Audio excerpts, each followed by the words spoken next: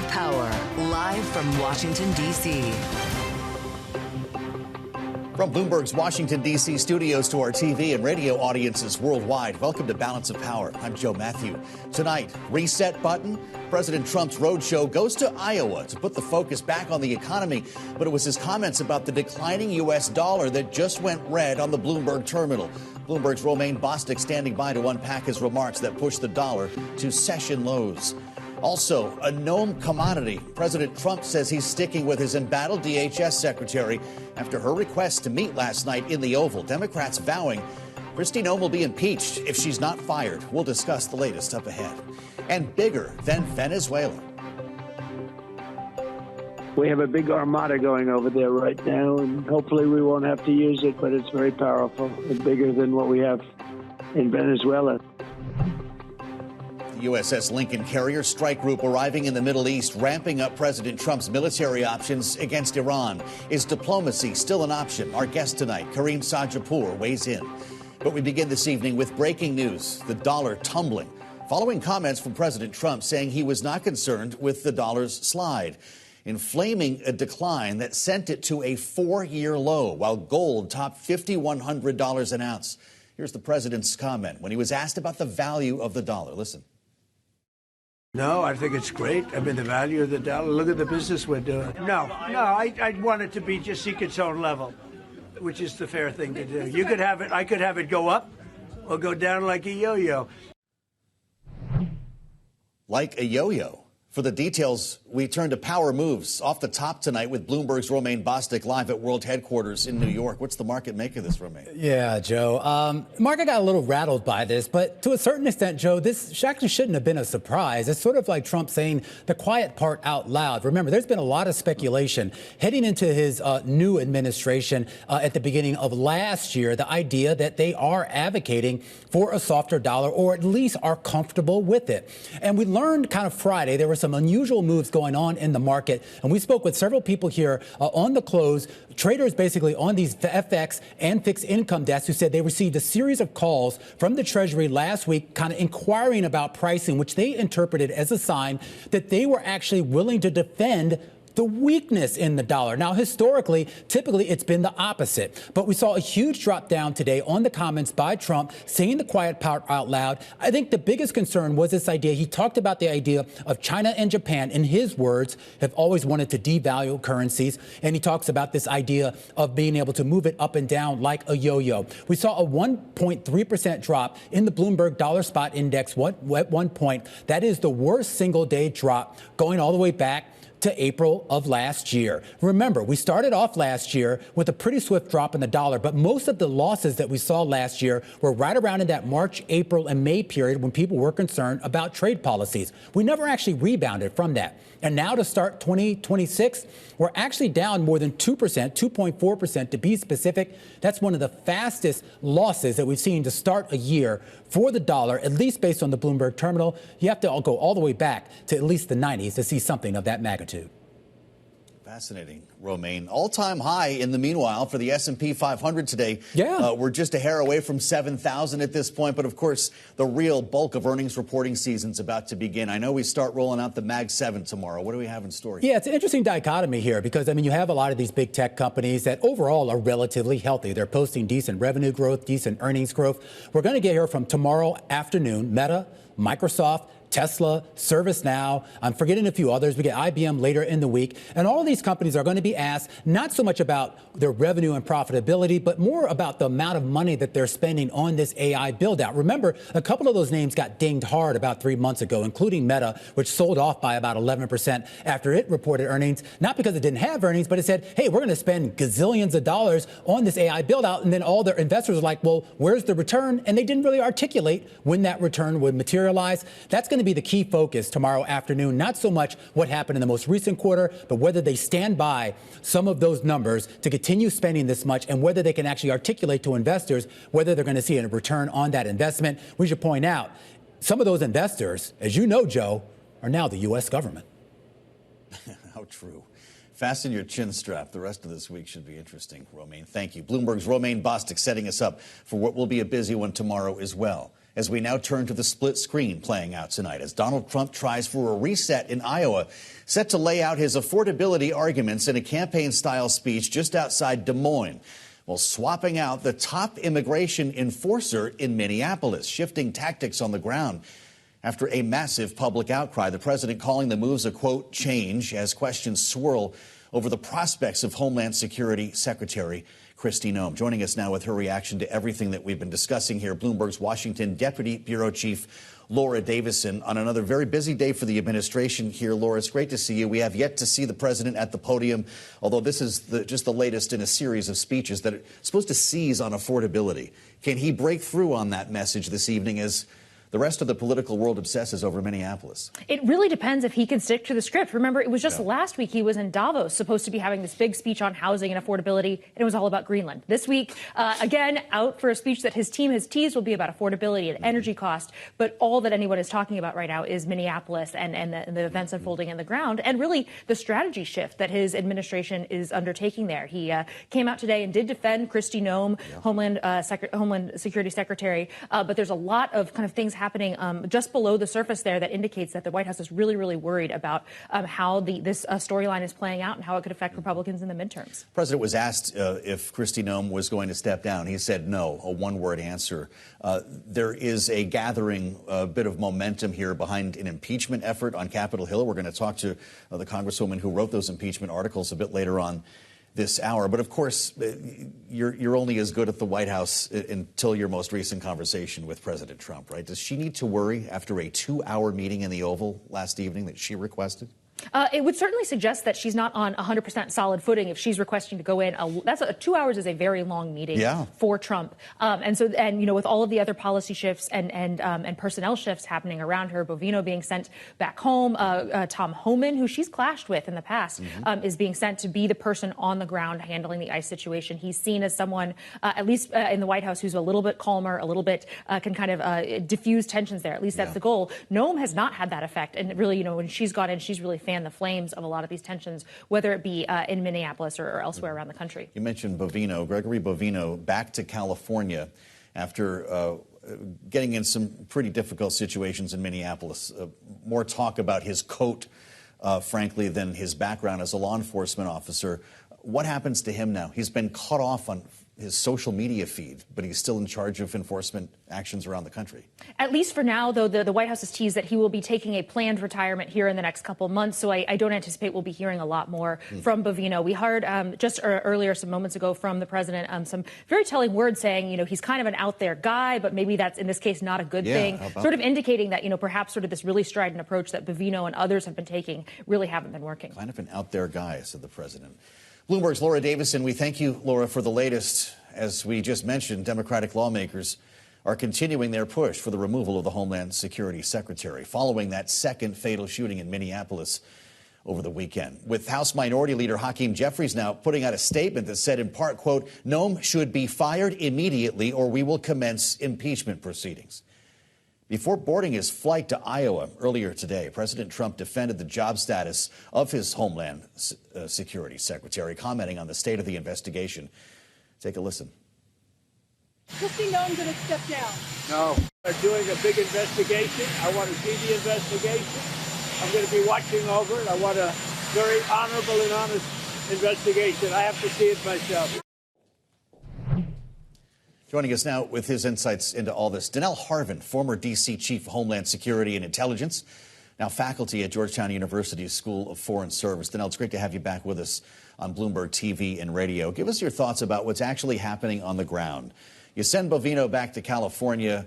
You, I guess, sideline is a word that we're hearing, Kristi Noem, and send Tom Homan to Minneapolis. What does that actually change in terms of policy and the way ICE is working on the ground? Well, that's the key question, Joe, and I'm glad you're talking about the policy, the broader issue. Quite frankly, the federal government doesn't have a lipstick large enough to put on this pig. They sent Greg Bovino there really as a strongman, and they got exactly what they looked for. Unfortunately, however, people have lost lives. And so now they have to do a reset. We've seen Republican lawmakers over the last few days really come out in strong support of kind of reevaluating where we are. We see the rhetoric being tamped down a little bit on the state and local sides. And we see really an outpouring of empathy. And I think that's the key word here. Greg Bovino and Kristi Noem have been unapologetically unempathetic, pardon me, with the situation. And so this is what you see. And I think hopefully on the ground, you'll see a different change in tactics with law enforcement, maybe even a withdrawing of some of these officers. You really don't need 3,000 officers from Customs and Border and DHS to be in a really small city like Minneapolis.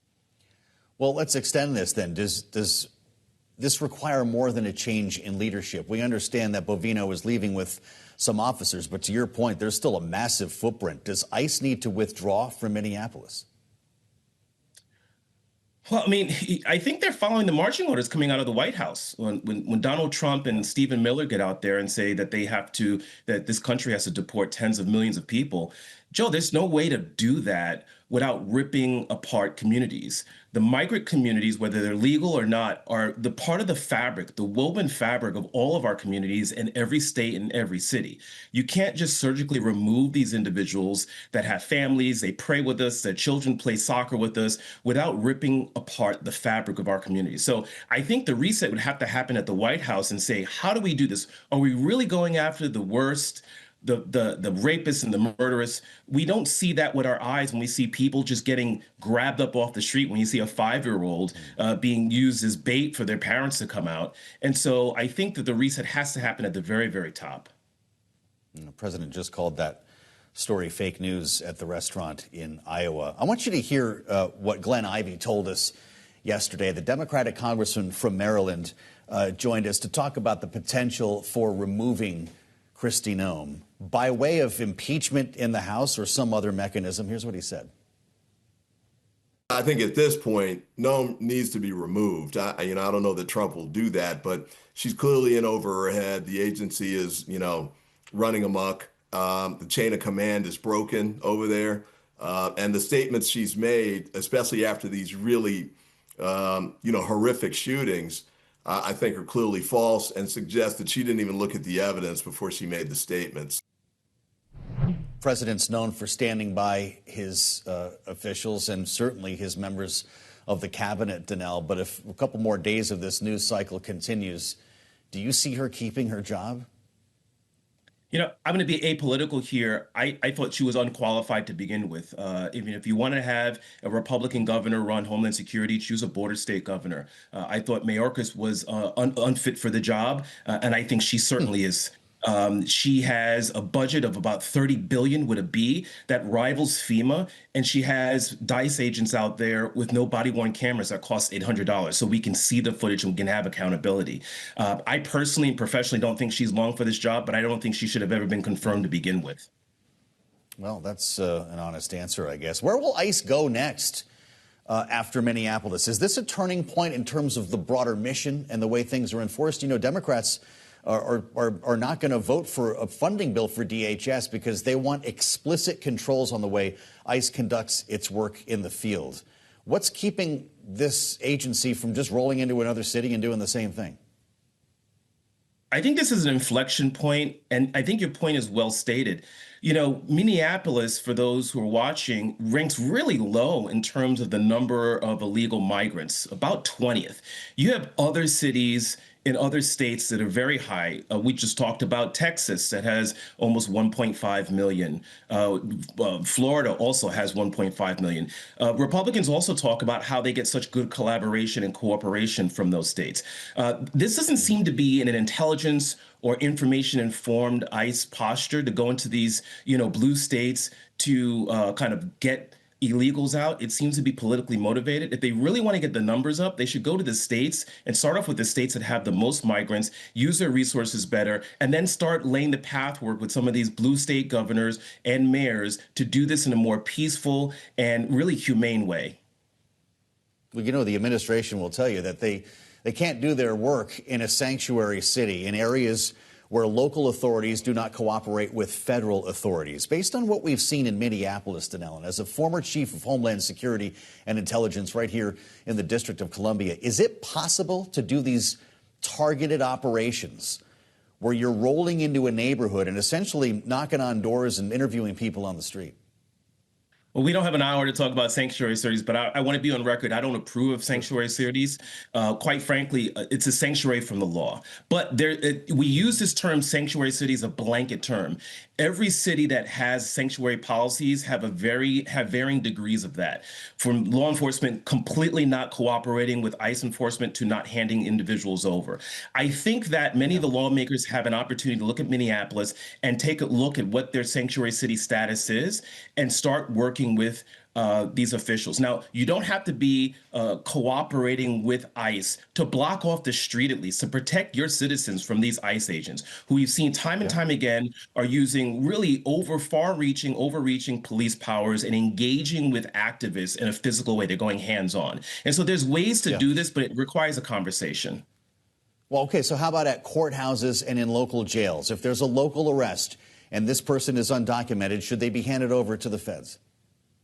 I don't control that, but I think so. I mean, as a law and order person, I don't see a reason why, if there's a legal federal warrant for this person, that the state and locals can't hand this individual over when they have them in custody. Otherwise, what does ICE have to do? They have to go into the communities. And we've seen time and time again, Joe, that they're not really built out for this. Well, I'm glad we've been able to isolate these two different scenarios. Donell, we'll see what direction we move in here. I'm glad you could join us. Donell Harvin, as we mentioned, former D.C. Chief of Homeland Security and Intelligence. Thank you for the insights. Coming up on Balance of Power, we keep an eye on the president's expected affordability remarks in Iowa. He's more than an hour late. Also, show of force in the Middle East. President Trump says the U.S. Armada has arrived in the waters near Iran. We'll discuss what this means for regional tensions with Karim Sadjadpour of the Carnegie Endowment next. Balance of Power on Bloomberg TV and radio.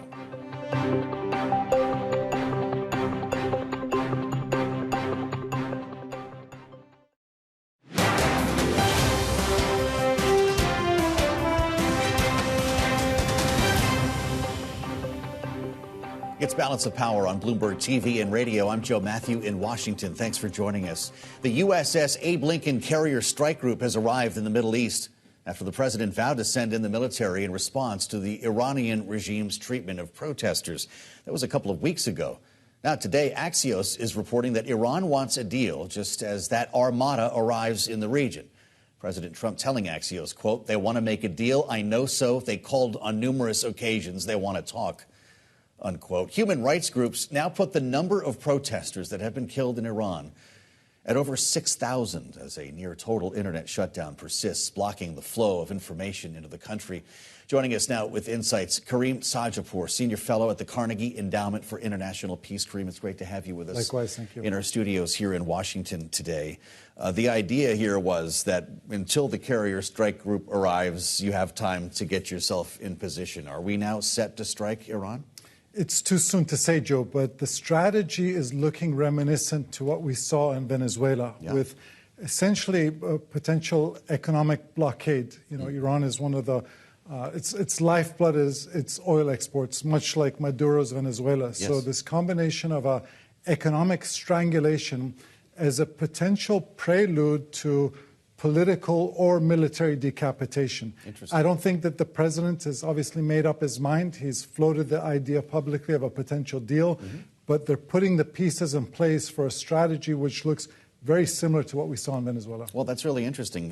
He said today it would be bigger than Venezuela. I don't know if he's referring to the size of this flotilla, but you're not as concerned about kinetic action.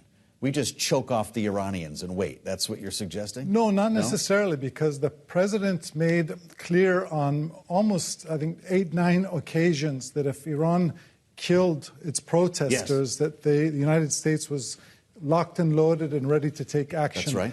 The numbers that you quoted of casualties, I think you said 5,000-6,000, what we're hearing informally or unofficially from even Ministry of Health officials inside Iran, the numbers are astronomical. I've heard north of 30,000. 30,000, yeah. Okay. So we don't know for sure. Remember when help was on the way?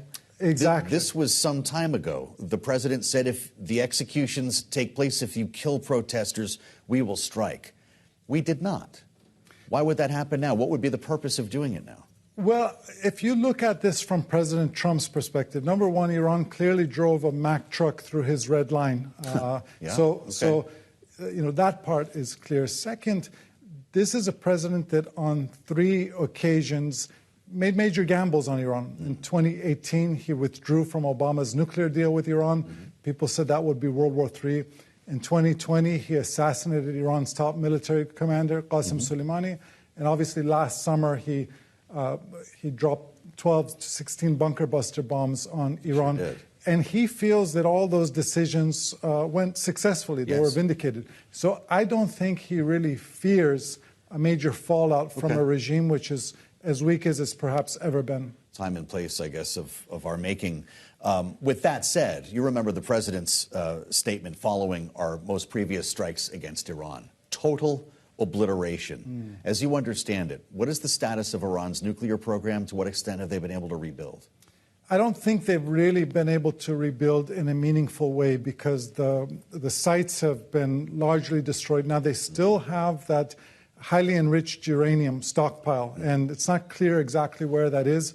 But because of the fact that the country has been so thoroughly penetrated by Israeli and likely U.S. intelligence, they don't feel confident that they can make a mad dash for a weapon and get away with it. Really interesting. We've talked quite a bit about the president's Board of Peace, of which he is the chairman. He's invited the likes of Vladimir Putin and Benjamin Netanyahu to join that board. Is this going to be the board that solves the crisis eventually in Iran? Well, I think the Board of Peace is with regards to an Israeli-Palestinian deal, but the question is whether he will... He said it could go global. The question... So Iran is essentially reliant on 2 countries as strategic/economic allies. Those are Russia and China. 90% of Iran's oil exports go to China. So if the United States does try to pursue a naval blockade to block Iran's oil exports, that's going to be a source of tension with China. So that's the question what he does there. And the Russian government wants to see this Iranian regime stay in power. So how the president manages those 2 relationships remains to be seen. What does Saudi Arabia think of this prospect? And is MBS in the president's ear right now? So oftentimes what we know from Gulf countries is what they will say publicly on issues related to Iran may be a little different than what they think privately because these countries are all fearful of Iran. They've been attacked before by Iran, and they worry that if they're viewed as the tip of the spear, they're collaborating with any U.S. military strategy, that they will pay the brunt of it. So publicly, these countries have voiced their concerns about any military action. And, all regional countries are worried what could happen if there's a collapse of government and refugees pouring out of Iran.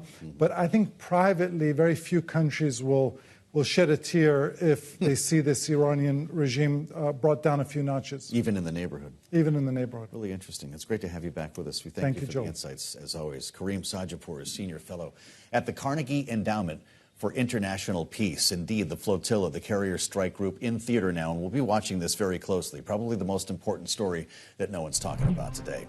Coming up, easy way or the hard way? House Democrats say they'll impeach Homeland Security Secretary Kristi Noem if she's not fired. We'll discuss. Plus, as President Trump takes the stage in Iowa, right now, we'll be monitoring his remarks on affordability. He just hit the podium.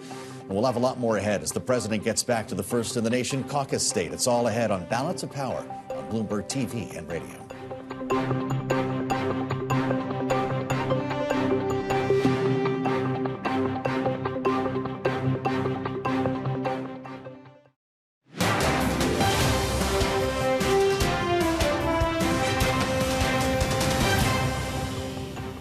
We're going to sleepwalk into a shutdown because the Democrats don't have a way out. I don't know how they go to their constituents and say, Donald Trump gave us his word that he would make executive changes, so we went ahead and voted for DHS funding.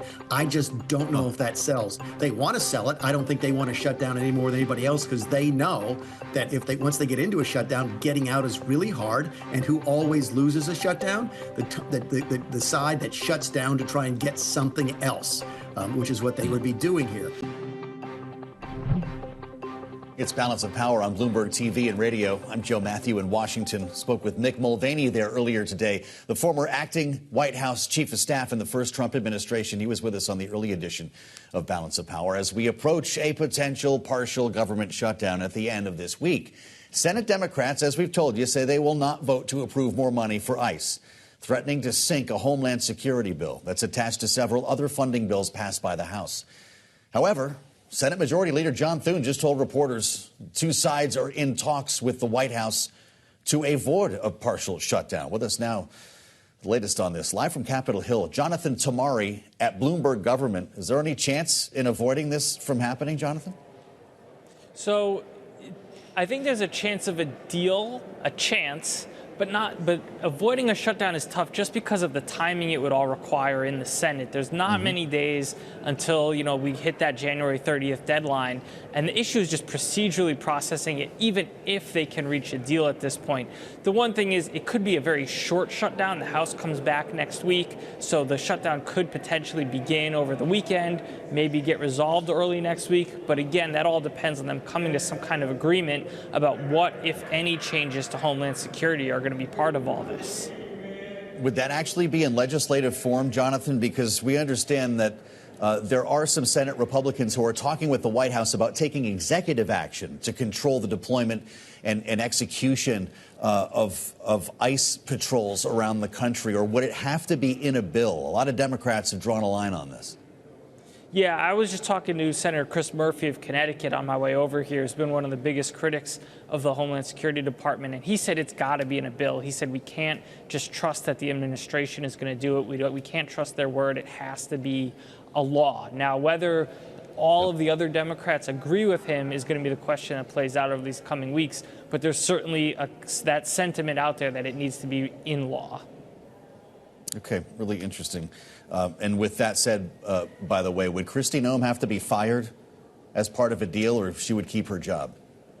That's not clear. I think Democrats are more, from what I've heard so far, are more looking for policy changes to Homeland Security, the way that ICE conducts its operation, things like masks, things like, who they're allowed to detain, the investigation. They want certain parameters put around this investigation into the shooting that just happened in Minneapolis. Those are the kinds of things I've heard more so than firing Noem. They are talking about impeaching her themselves. I don't know that they're going to put firing into any legislation. Jonathan Tamari, live from Capitol Hill, reporting for Bloomberg Government. We thank you. Indeed, a push to impeach the Homeland Security Secretary is gathering momentum in the House. Articles of impeachment for the Secretary now have 146 Democrats on board.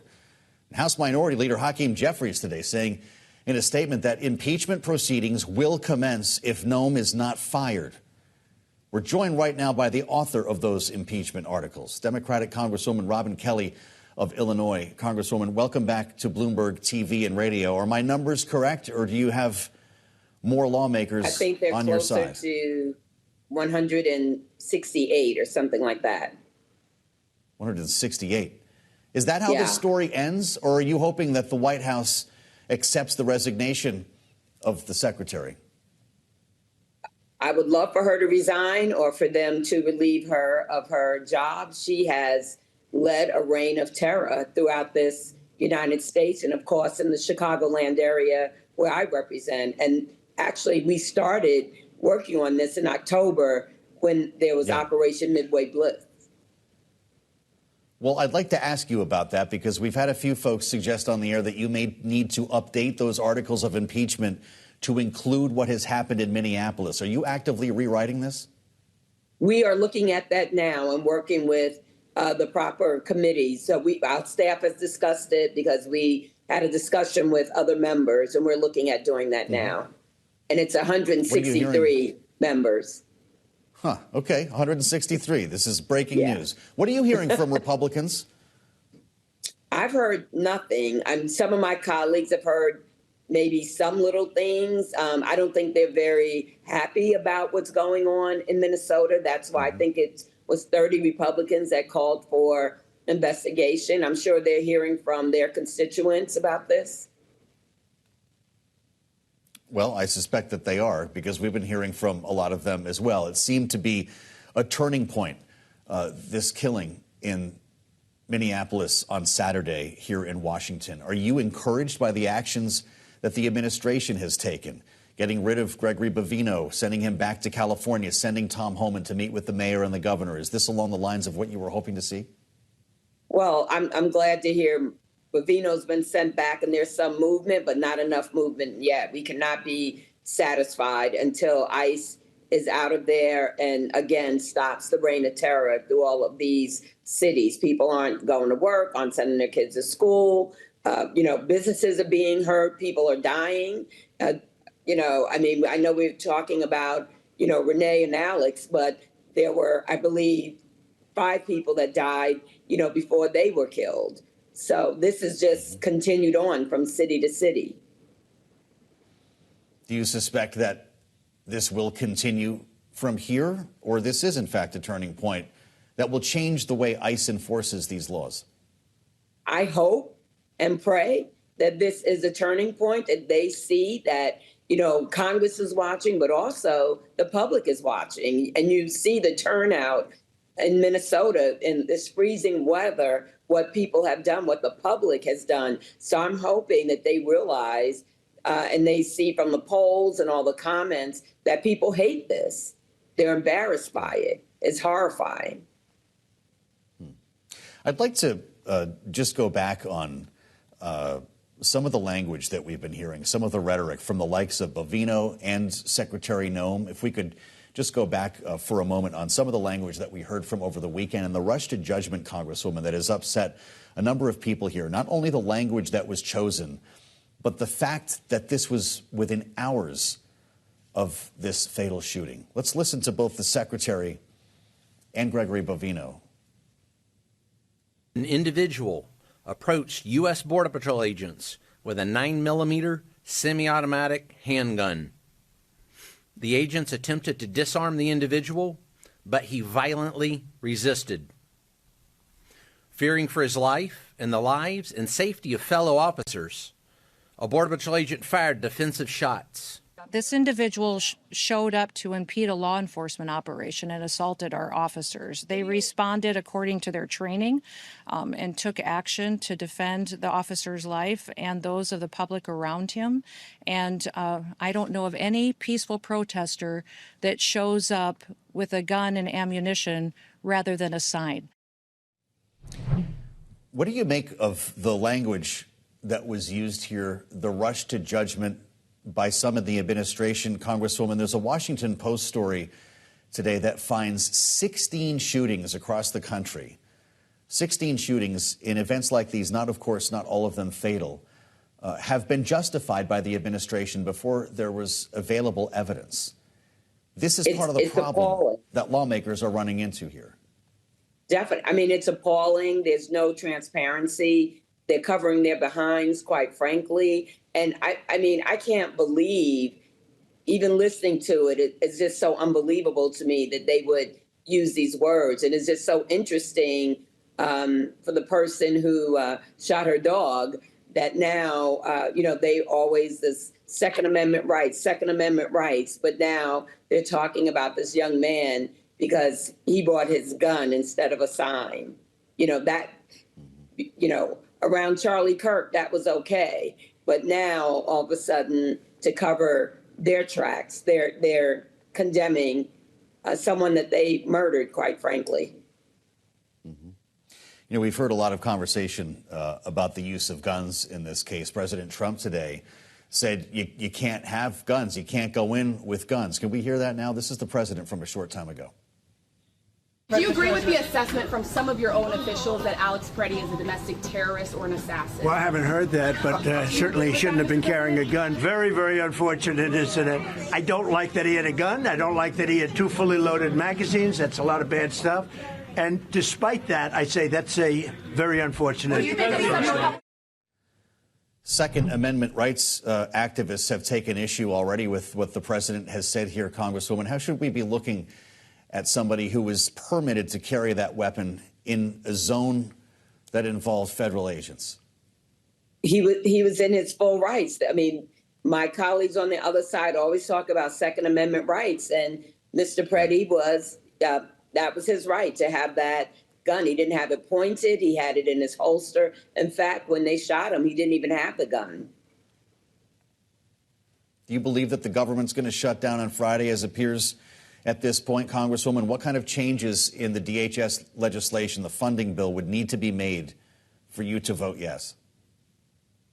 I will not vote to give any more money to ICE. I voted against the bill when it was in the House. I will not vote for a bill that has any more money for ICE.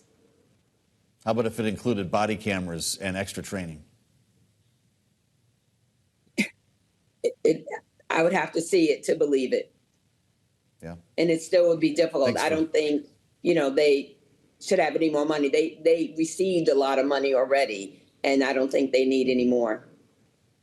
Well, if these articles get to the floor, we'd like to talk to you again. Democratic Congresswoman Robin Kelly of Illinois, we thank you for joining us once again on Bloomberg. Thank you.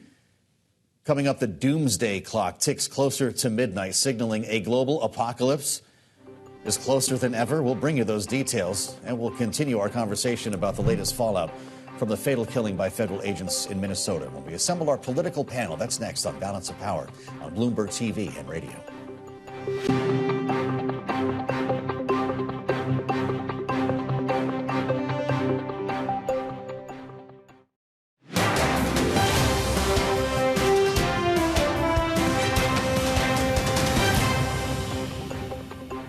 It's Balance of Power on Bloomberg TV and radio. I'm Joe Matthew. Thanks for joining us. We'll have a lot more on today's top stories when we assemble our political panel. First, the stories we're watching in today's Power Brief. According to the U.S. National Transportation Safety Board, inaction by government agencies and other systemic failures contributed to a 2025 mid-air collision that was the worst U.S. civil aviation disaster in more than 2 decades. The NTSB has been investigating what caused a U.S. Army helicopter to slam into an American Airlines Group regional jet attempting to land at Reagan National Airport here in Washington, D.C. The accident resulted in the deaths of 3 military personnel and 64 passengers and crew on that commercial airliner. Florida Republican Vern Buchanan announcing that he will retire at the end of this term after a 20-year career in the House of Representatives. Buchanan, the top Republican on the Ways and Means Committee's health panel, and has served as a key tax writer for the House GOP. His retirement follows dozens of Republican representatives resigning or not seeking re-election at the end of the term, further shrinking the Republican majority in the House. And the doomsday clock was reset today to 85 seconds to midnight, the closest point to catastrophe since the clock debuted 80 years ago. Climate change, ongoing wars in the Middle East, Eastern Europe, and artificial intelligence, all blamed for the move, as a 2010 arms treaty between the U.S. and Russia is also set to end next week. According to one of the scientists overseeing the clock, quote, for the first time in over half a century, there will be nothing preventing a runaway nuclear arms race, unquote. And have a nice day. Joining us now with their reaction, our political panel this evening. Matt Gorman is with us, Republican strategist and chief communications officer at Targeted Victory, alongside Democratic strategist Megan Hayes, former special assistant to President Biden. I'm glad you could both be with us with the uplifting news today. Yeah. You know, they cited a global failure of leadership in resetting the clock today. So it's not just our fault, I guess. I think we're leading the cause on maybe the fault. I think there's a lot of faults that to be happening here in the nuclear race. That was very doomsday. It felt very sad and ominous at the moment. These freaks just want attention. Yeah. I don't take them seriously at all. At all. 85 seconds before midnight. I'm being told to put an ear on President Trump right now. He's making a little bit of news about geopolitics in his speech in Iowa. Let's listen live for a moment with our panel. Not respected by anybody. We had a guy who didn't know where the hell he was. Do you think he worried about his farmer at night? No. He just wanted to go to sleep. This is what we had. This is what we had in our fake election. We recently issued $12 billion in farm relief. We gave them because you were screwed by other countries. I said, how much is the number? To our great Secretary of Agriculture, Brooke Rollins. She's doing a great job. I said, Brooke, what's the number? And she said $12 billion. And I wrote a check for $12 billion because we have so much money from the tariffs coming in. So you couldn't have done that before. We're a rich country now. I hope we win that Supreme Court case. You know, we have people that are China-oriented. They're people from literally that very China-oriented and foreign country-oriented trying to stop that. But we'll get it done one way or the other. We're going to do it. If we have to do it a different way, we'll do it. But we're taking in hundreds of billions of dollars. We're doing amazing. Nobody can even believe it. Foreign countries cannot believe what's happened. They're studying us, but it won't work. But I'm also working hard to expand your markets domestically. And in the campaign, I promise to support E15 all year round.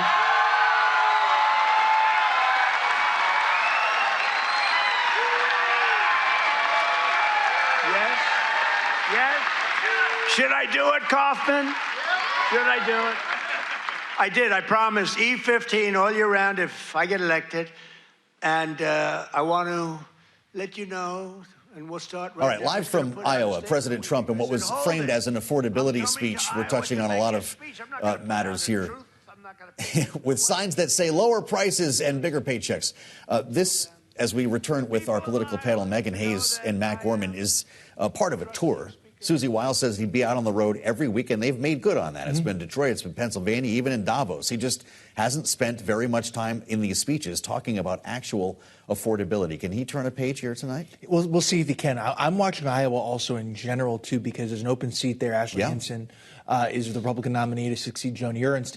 That's a seat that's been pretty reliably read most presidential years, down ballot as well. It's certainly not in danger of losing, but it could be a little closer than I think people expect, maybe in November. So we're keeping an eye on that. So I don't think it's any secret he's going to Clive. Yeah. But you're right. This is something they need to hammer in. And I think the question is, Republicans would love to see the economic polling do better. The question is, can these positive economic indicators we've been seeing of late, GDP, wage growth, and inflation and the like, hit people enough and fast enough to satisfy them? That's the crux of this election. Republicans essentially laid a bet down, and they have to let it see it through. He was actually at a restaurant doing the tour a little bit earlier, shaking hands before the speech, meeting with people, talked about affordability to an extent in an interview on Fox. I checked the menu at this restaurant. If you get a prime rib, the small cut is called the City Slicker. This is the crowd he's talking to this evening. Do they want to hear about geopolitics or affordability? They want to hear about affordability. The different analysts, economic analysts, have ranked Iowa last for economic growth in the entire country. Their pricing, their energy costs have gone up 20%. The price of beef has gone up 16% just this year. That's why you get the City Slicker. Exactly. I mean, they've lost 5,800 manufacturing jobs, and more farmers have filed for bankruptcy than any other time since 2020. And so I just think he's choosing an interesting place, and I do think it is political. To Matt's point, there's some other congressional seats that are in play, and the governor's race that's in play as well. And I just think that these arguments are falling on deaf ears because he may have his base and the people in Clive at his rally, but that's not impacting the rest of Iowa. And I think that that's where he needs to focus, and he actually needs to have policies that mean something, and he needs to stop lying. The $12 billion for the bailout, that's like 25 cents per acre in a farm. That's like nothing for these farmers.